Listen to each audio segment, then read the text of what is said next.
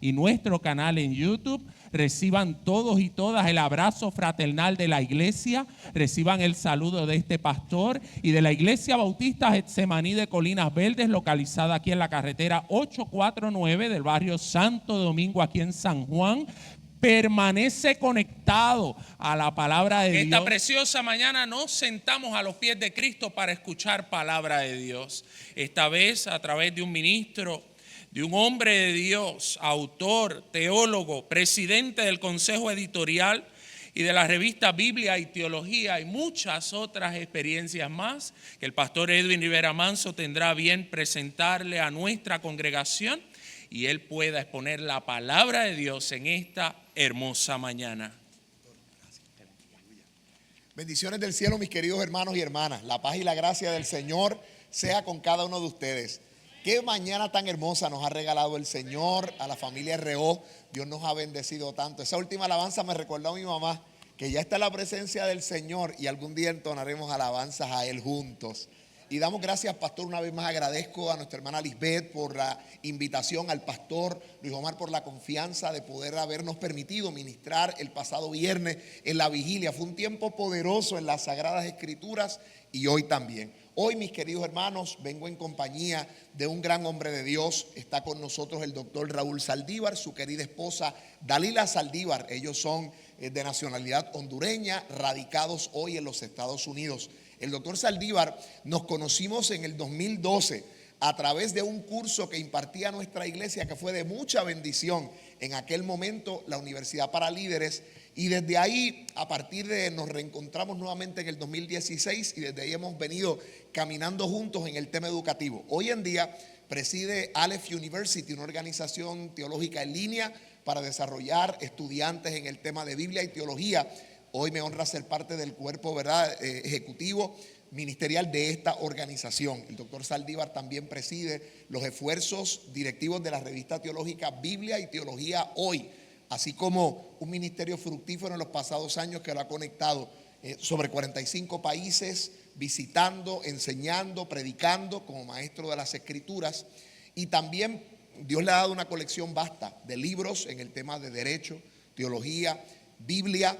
Y ayer fue en Puerto Rico el lanzamiento en nuestra tierra de su más reciente libro que se llama Las fuentes griegas que dieron origen a la Biblia y a la teología cristiana.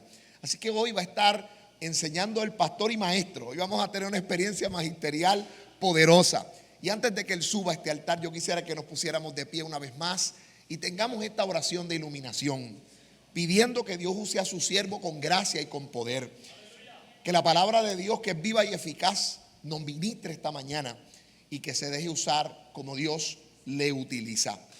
Padre, te doy gracias por este tiempo que me permites llegar a tu casa, Señor, y a gozarme con mis hermanos y agradecer la fraternidad y la amplitud del cuerpo de Cristo. Hoy, Señor, dejamos en tus manos al doctor Raúl Saldívar, un vaso útil para tu obra. Te pedimos, Señor, que lo uses con gran poder, que esta palabra que él va a exponer en medio nuestro sea medicina a nuestro corazón, que nos haga salir de este lugar más enamorados de la profundidad y la belleza de la poderosa palabra de Dios. Y te agradecemos por este mes de septiembre, mes de la Biblia, y por todas las actividades que esta casa organizó para darle lugar y valor al tesoro más grande que tenemos en nuestra vida. Luego de la salvación de nuestra alma, tener la palabra de Dios en nuestras manos. Úsale una vez más y en esta hora hemos orado en el nombre del Padre, del Hijo y del Espíritu Santo. Amén. Podemos estar sentados y recibimos al doctor Saldívar esta mañana.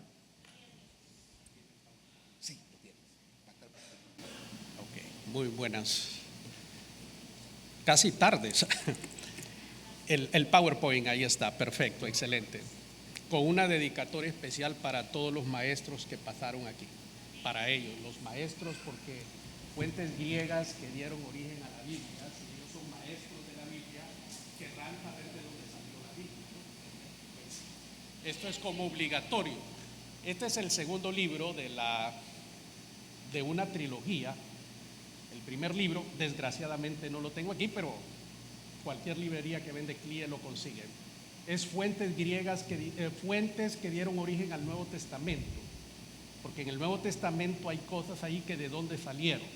Bueno, pues ahí ese libro nos dice cómo se formó.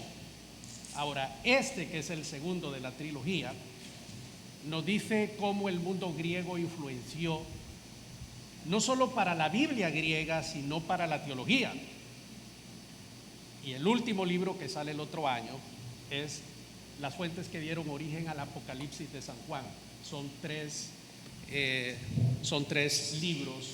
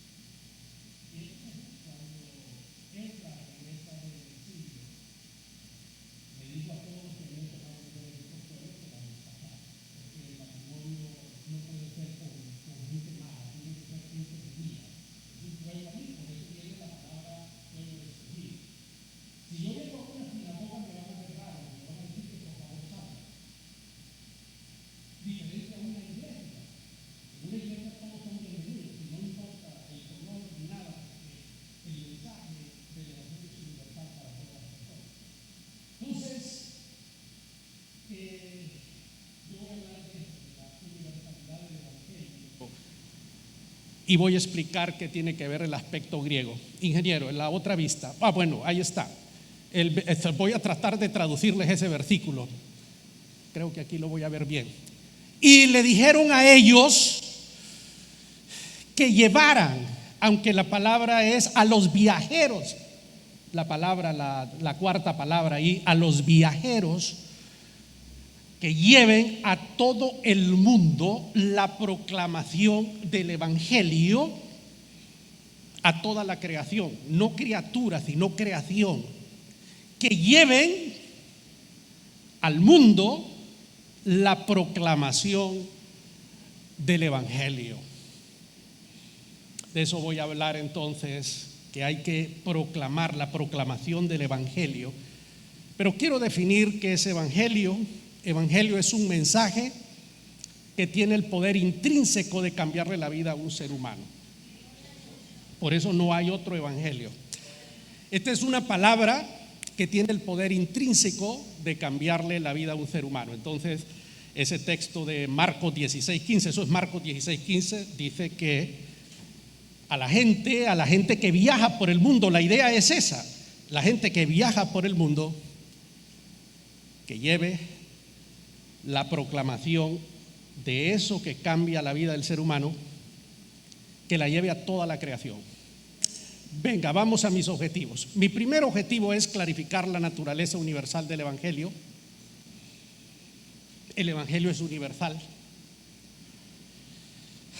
Y esto es como una lección para nosotros, especialmente para los protestantes, que nos encanta hacer divisiones y pensamientos sectarios. Pues nada, el Evangelio no es sectario, el Evangelio es universal. Eso nos diferencia y tenemos que entenderlo. Digo eso porque en el cristianismo estamos bien fraccionados. La naturaleza de nuestro mensaje es universal. Y mi segundo objetivo esta mañana es explicar los 4 elementos indispensables para la universalización del Evangelio. Hay 4 elementos indispensables. ¿Les interesa conocer estos 4 elementos indispensables? Muy bien, vamos al primero. Número 1. Para universalizar el Evangelio se necesita un hombre con una mente universal. Eso es lo primero. En el capítulo 3 del libro van a ver ustedes la pugna que hubo entre los judíos de origen griego y los judíos de Israel. En el libro de los Hechos dice que hubo un problema. las viudas y la gente no estaban siendo bien atendidos y los judíos de Israel menospreciaban a los judíos que venían de Alejandría, que eran los que hablaban griego, y decidieron nombrar 7 diáconos. ¿Recuerdan esa historia? Esteban era un judío griego. ¿Por qué eran griegos? Porque eran judíos reciclados, como los boricuas que viven en los Estados Unidos. Son puertorriqueños reciclados, hablan inglés pero toman café Bustelo. Es así. Pues en Nueva York les decían en mi época New Yorkers, pero eran puertorriqueños. Eso era así. Manuela Torres, José Feliciano, esos eran New Yorkers. Bueno,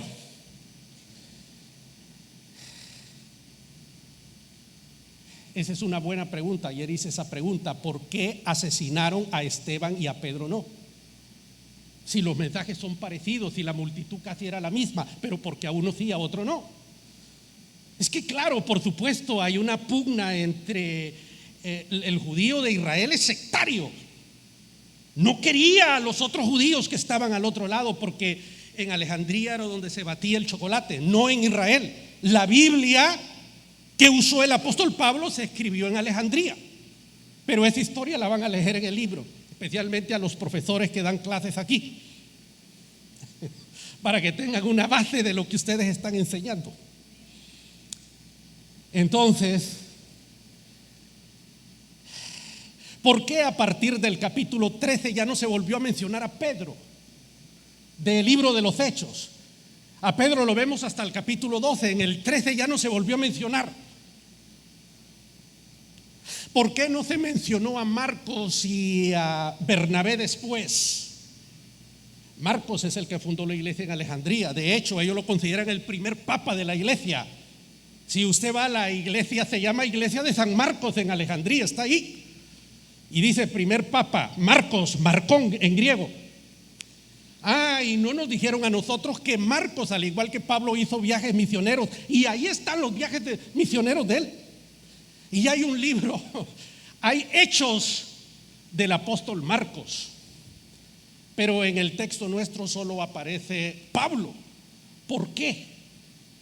Porque este señor Pablo tenía una mente universal.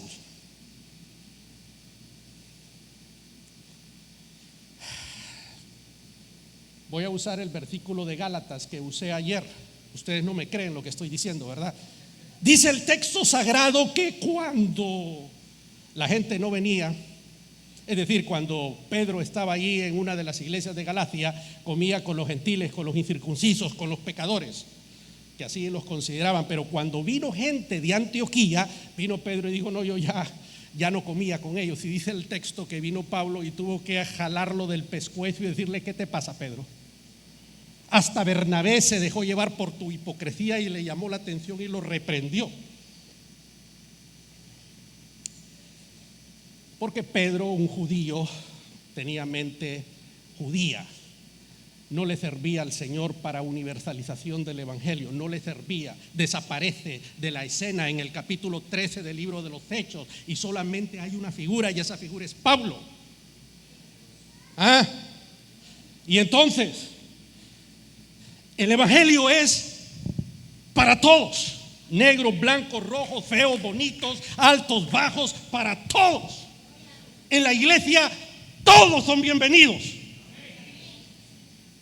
Todos, absolutamente todos. No hay judío, no hay griego, no hay escita, no hay esto, no lo hay lo otro, ni hombre ni mujer. Todos son iguales en Cristo Jesús. El evangelio es universal.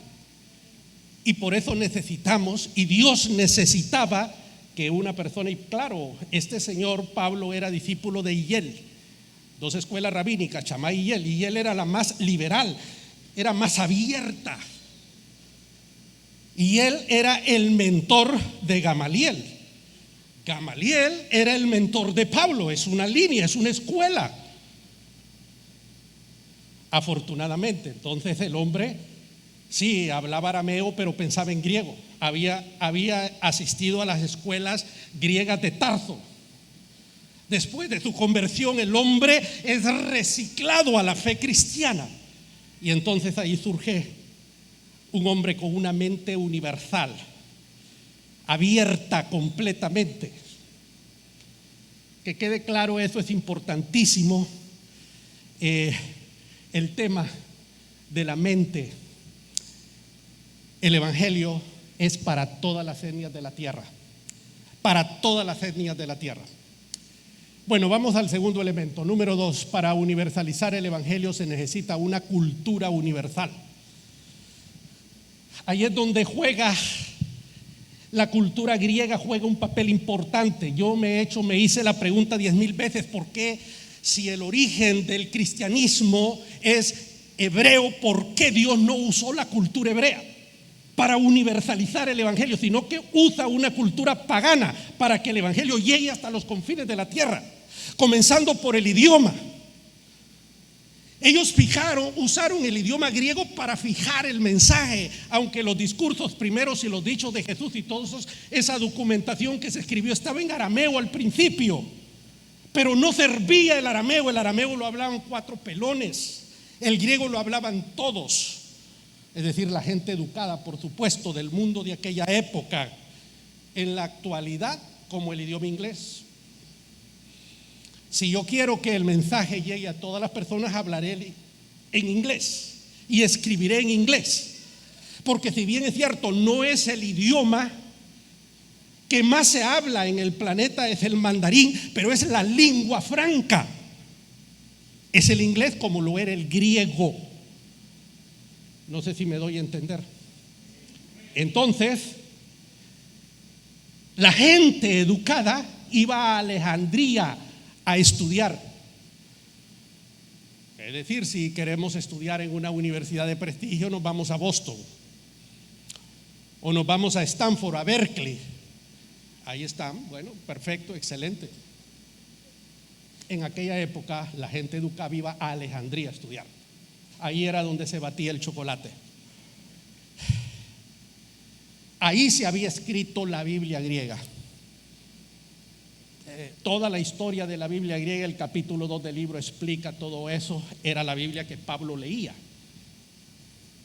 Dios permitió que en aquella cultura pagana se construyera una infraestructura para que la primera teología se escribió ahí. Orígenes escribió su primera teología allí, se llamó De los Principios, Periarco. La primera teología sistemática en la historia del ser humano se escribe en Alejandría por Orígenes. Se necesitaba una cultura abierta como la de los griegos. Y esa cuestión se la metió entre ceja y ceja Aristóteles a Alejandro el Grande, de que tenían una cultura superior sin imaginarse que Dios iba a usar esa cultura para que el evangelio llegara a todas partes. Necesitamos una cultura universal, porque el evangelio es universal, no es sectario, no es para una etnia, no es para un grupo, no es para un país, es para todos. Entonces, claro, ¿cuál es la cultura que dominante en el mundo, en el planeta que nosotros vivimos? Es la cultura de los americanos. Nos guste o no nos guste, ese es el idioma donde usted va, y el dólar es el billete que sirve en cualquier parte del mundo. Y la influencia de esta gente es impresionante. Bueno, pues no nos queda más remedio que usarla para llevar el mensaje. Bien, entonces, para universalizar, para hacer que el evangelio llegue a todas las culturas, a todas las etnias, necesito una cultura universal. La cultura hebrea no llega a la vuelta de la esquina, no nos sirve la cultura hebrea, como no nos serviría la cultura de los catalanes actualmente o los neerlandeses, 6-7 millones de catalanes.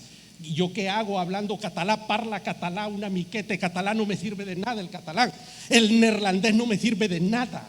No llego a 4 pelones, llego yo.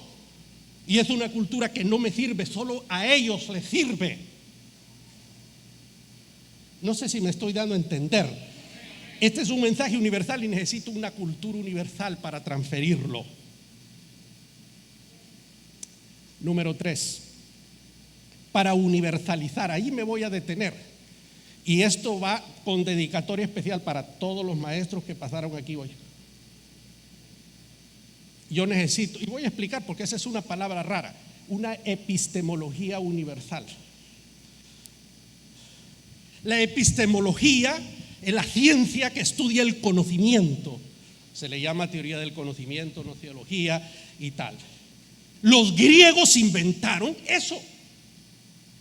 Los griegos inventaron toda la cuestión epistemológica. Ellos estructuraron el pensamiento. Voy a ponerles ejemplos concretos, no les vengo a dar una clase de filosofía, pero voy a poner ejemplos concretos. Capítulo 2 de Romanos. Cuando yo leo el capítulo 2 de los Romanos, no hay ninguna otra cosa más que llegar a una sola conclusión. Este hombre manejaba todo lo que era la lógica de Aristóteles. En el capítulo 2 de Romanos, entonces me doy cuenta que Pablo está contrarrestando la teología de los judíos y les está diciendo cosas terribles. Está usando un argumento argumento de reducción al absurdo. ¿Les interesa lo que estoy hablando? ¿O puedo terminar ya? Pero si no, yo sigo, si a ustedes les interesa. Capítulo 2 de Romanos, ¿a cuánto les interesa ese capítulo? Ese es un capítulo importantísimo en la Biblia. Pablo está usando una técnica de la lógica de Aristóteles, se llama argumento de reducción al absurdo. Le dice a los judíos: tú que predicas esto, pero haces esto; tú que haces esto, pero haces lo otro; tú que te jactas de la circuncisión, pero... Y luego les dice el juicio de Dios. Todo un pensamiento de Pablo allí. Él está usando su conocimiento griego para escribir una argumentación para reducir al absurdo toda la teología de los judíos que se creían superiores y que habían sembrado el caos en la iglesia. Capítulo 8 de Romanos, hay un clímax: ni la muerte, ni potestades, ni ángeles. Un clímax, una figura retórica. Es un recurso de lenguaje que Pablo está usando allí. ¿Dónde aprendió eso Pablo? De su formación. No, entonces se necesita una ciencia, se necesita toda una infraestructura que nos permita a nosotros expresar nuestros pensamientos. Por eso cuando leemos Hechos 9, dice: instrumento escogido me es este. Así que si usted se está preparando para ser una doctora, la felicito 2 veces y la felicito 3 veces. No puede cualquier persona venir a la iglesia a enseñar. Instrumento escogido me es este. Esto es una responsabilidad enorme, enseñar. Hay que educarse para eso. No sé si me estoy dando a entender. Instrumento escogido, este señor se había educado. Cuando leemos 1 Corintios 10, sabía cómo alegorizar un mensaje. Toma toda la historia del Éxodo en el 10 del capítulo 10 de 1 Corintios, etc. Bueno, los métodos, la lógica nos enseña los métodos que se utilizan para llegar al conocimiento. Bueno, Pablo era un experto en todo eso. Lo que quiero decir al final del día es que para que el mensaje llegue, yo necesito tener una infraestructura que todo el mundo conoce. Ahora, hay algo que descubrí, Edwin. Los musulmanes también en un momento de su historia tuvieron que echar mano de los griegos para poder presentar su teología islámica al mundo, porque los musulmanes, al igual que nosotros los cristianos, tienen en su mente y en su corazón el deseo de universalizar su mensaje. Y ellos se dieron cuenta que necesitaban las categorías del conocimiento griego para hacerlo.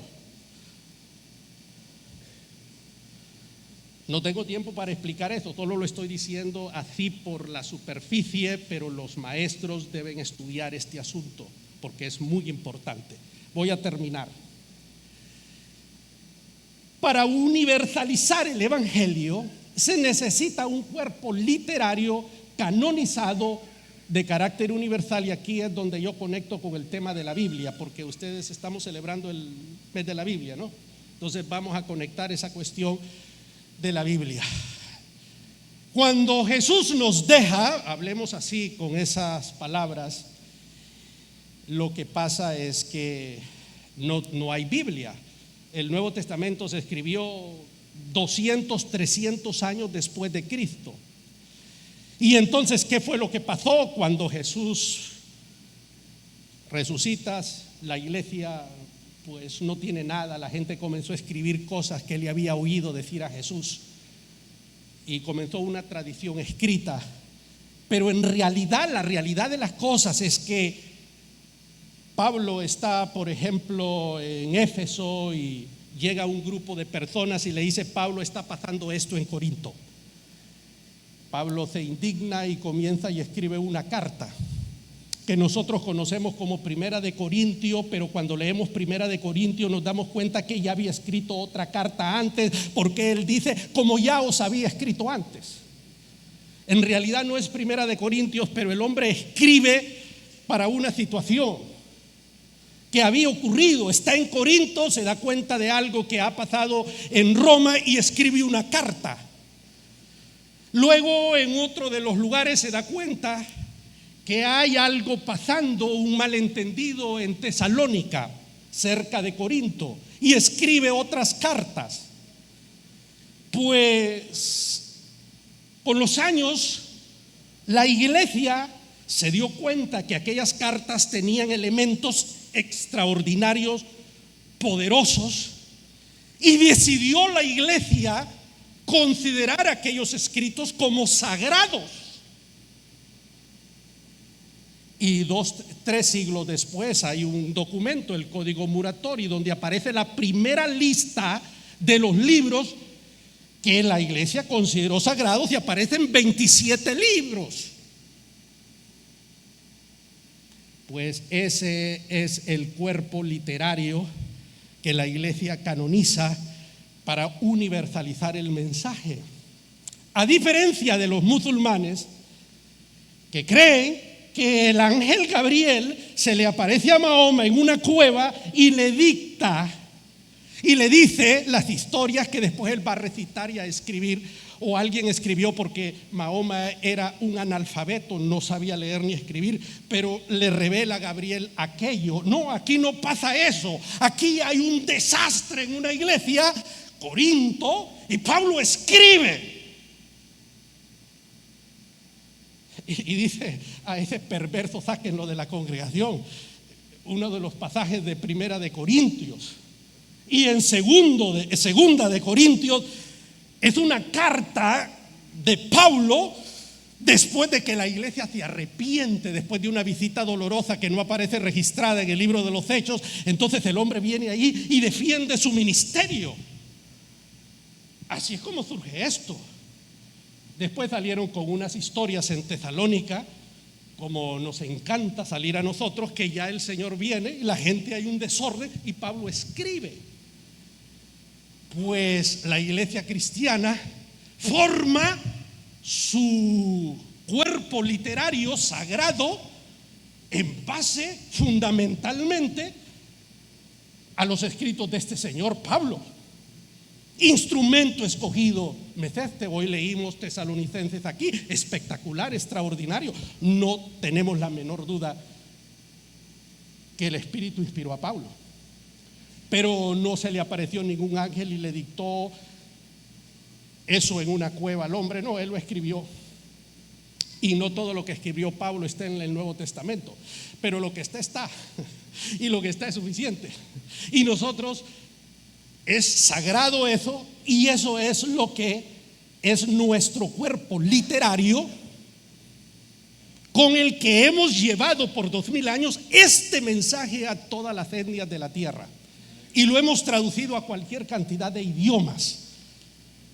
Es algo humano, pero también divino. Humano porque es escrito del corazón de estos señores.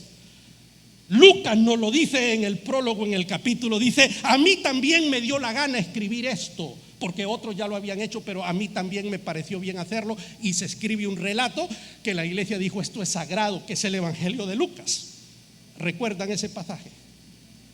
Y dice, después de haber investigado diligentemente, usa esa palabra. Bueno,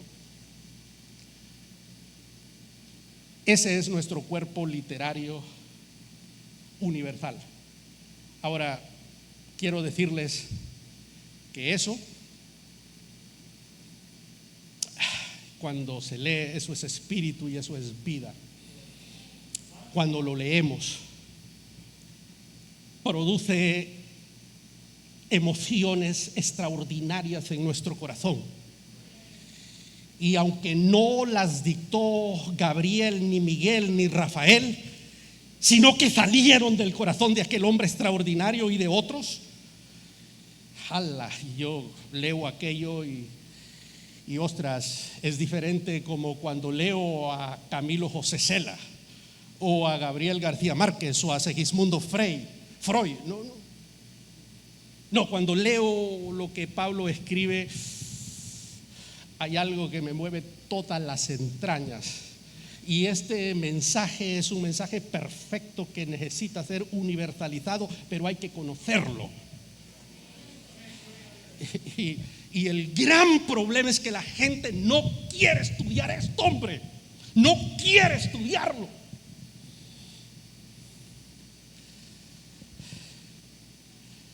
Hay por lo menos 14 años entre la conversión de Pablo y su llamado de Bernabé a la iglesia de Antioquía. Y siempre la pregunta yo me la hice: ¿qué pepino hizo durante esos 14 años Pablo? El tipo ya era un rabino consagrado.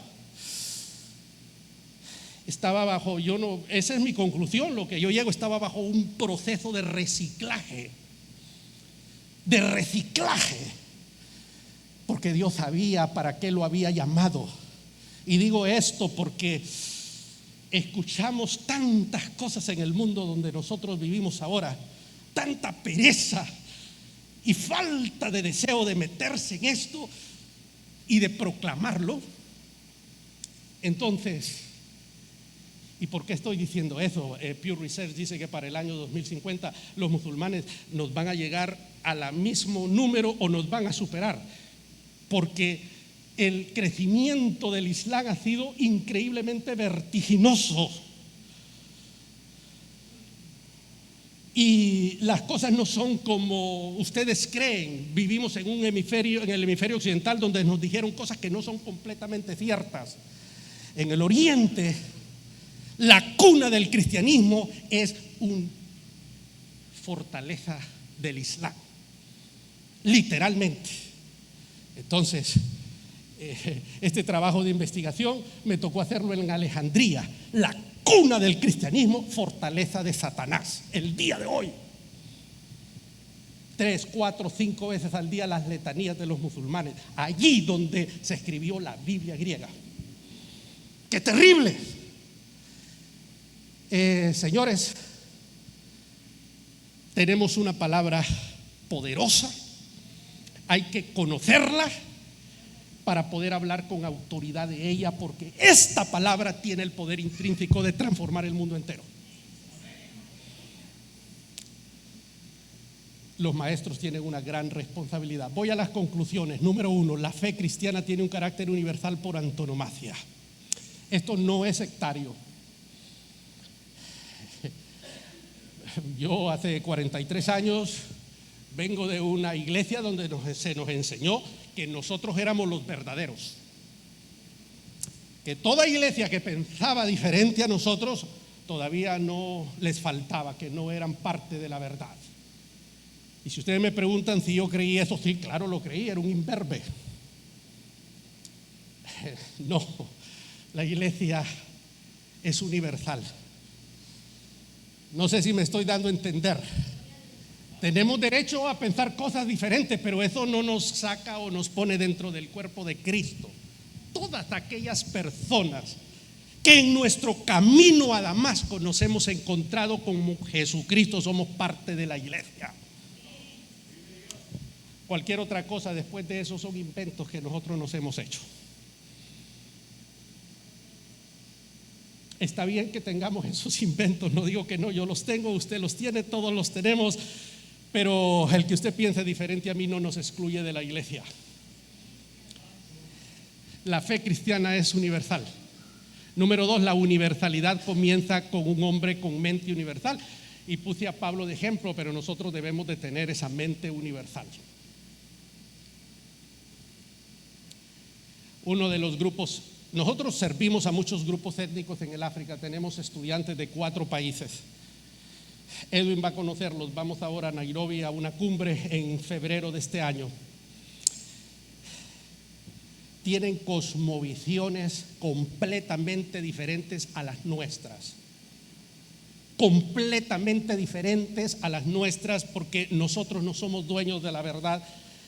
Son culturas muy interesantes, pero no tenemos la menor duda que son parte de la iglesia, aunque adoran de una forma diferente, aunque tienen costumbres diferentes, aunque se visten de forma diferente, aunque utilizan una jerga diferente, son la iglesia de Cristo por la cual Él derramó su sangre.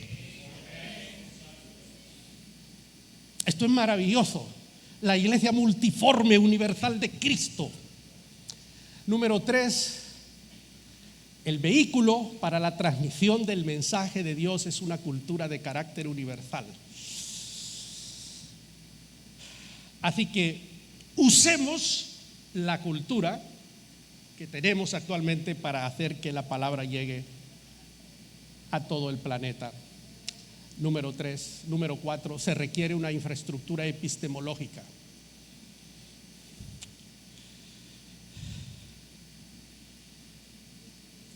Muchas cáscaras y pocas nueces en estos días, muchos gritos, muchas cosas sin sentido.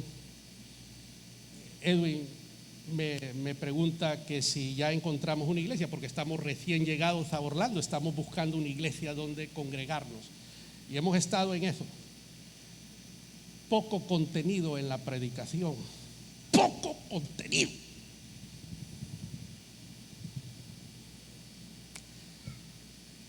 Parir un sermón es metafóricamente similar a parir un hijo. Los dolores de parto cuando un predicador responsablemente está pariendo un sermón. La energía, el tiempo, la vida que uno invierte en eso. Solo los que estamos en esto sabemos lo que cuesta hacerlo. Porque no podemos venir aquí a un púlpito irresponsablemente a hablar cualquier cosa. Y eso es un grave problema que tenemos en la actualidad. Poco contenido. Porque hemos tomado esto a la ligera. Recuerden que este es el mensaje que puede transformar al mundo. Y si no está transformando al mundo, los únicos responsables somos nosotros, no el Señor. Entonces, necesitamos una infraestructura epistemológica universal para transmitir un mensaje que va a llegar a todas las etnias de la tierra. Creo que todavía tenemos un cupo para África. Si hay alguien que sabe inglés y que de aquí de Puerto Rico quiera venir con nosotros, que hable con el pastor Edwin Rivera Manso. Sí, claro, por supuesto. 5, se necesita un cuerpo literario canonizado que sirva de fundamento para la universalización del Evangelio, y lo tenemos, el Nuevo Testamento. El Nuevo Testamento es un libro que los judíos consideran espurio, inaceptable para los judíos. El Nuevo Testamento es una herejía completa, es algo execrable para ellos. Y no hay nada que les cause a ellos aversión, somos nosotros. Nuestro amigo que va todos los años a Israel, puedes hacer el ejercicio con uno de esos judíos ahí. Yo lo he hecho. ¿Crees en lo que estás diciendo? Uno me dijo, ¿cómo voy a creer en eso?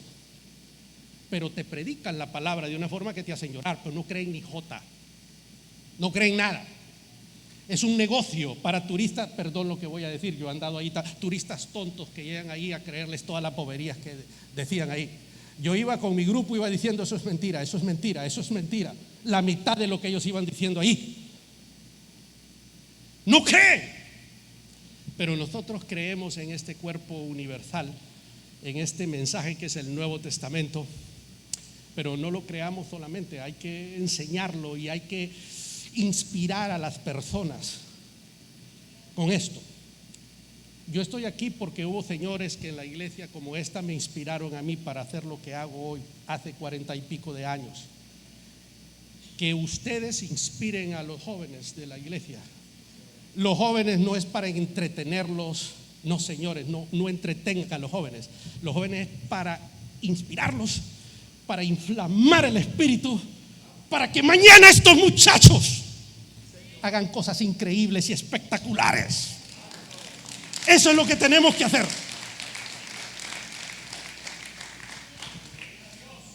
A los 17 años llego yo a la iglesia.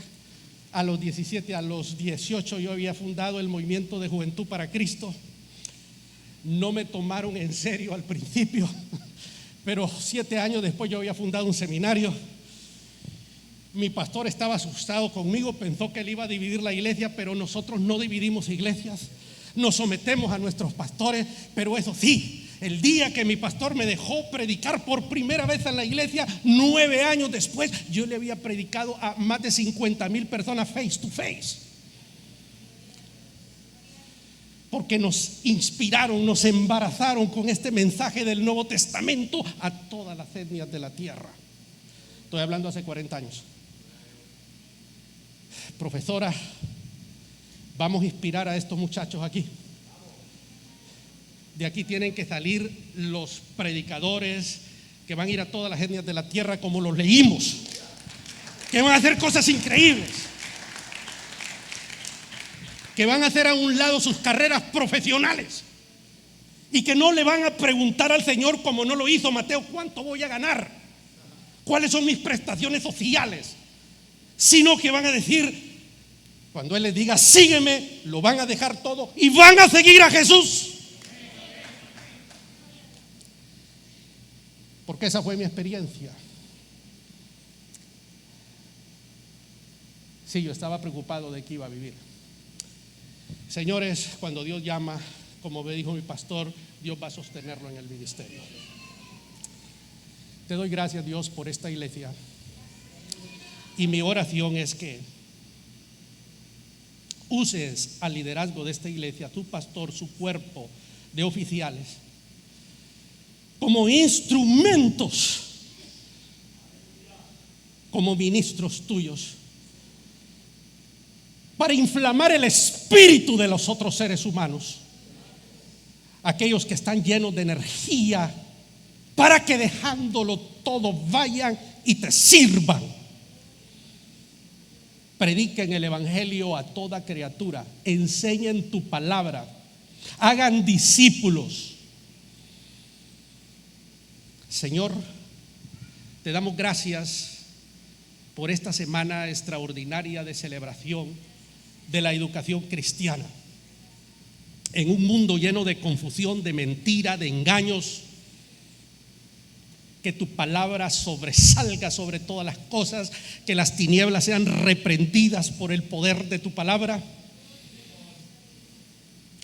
Usa, Señor, a estos hermanos oficiales de la iglesia como instrumentos para levantar hombres y mujeres que salgan de aquí, de este lugar.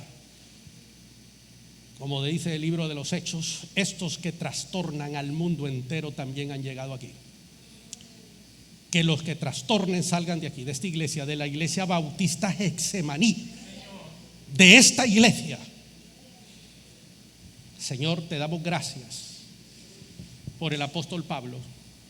Te damos gracias porque usaste una cultura impía, pagana, perversa, para traernos la palabra que ha llegado hasta nuestros días. En el nombre de Jesús oramos con acción de gracias. Pueblo del Señor dice Gracias, hermanos.